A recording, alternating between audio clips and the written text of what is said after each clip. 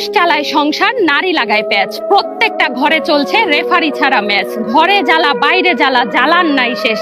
এই জ্বালাতে জ্বলছে পুরো বাংলাদেশ। নারীর মন জয় করা এভারেস্ট জয়ের থেকেও কঠিন। পুরুষ, তুমি গাধার বোঝা বয়েই যাবে চিরদিন। কথাটা ঠিক বললাম তো? একটা কথা কি জানেন, সৎ লোকের শত্রু বেশি, অসৎ লোকের শক্তি বেশি। হারামে আরাম বেশি, হালাল পথে কষ্ট বেশি। মিথ্যা কথায় মধু বেশি, আর সত্য কথা তিতা বেশি। কথাগুলো ঠিক বললাম তো?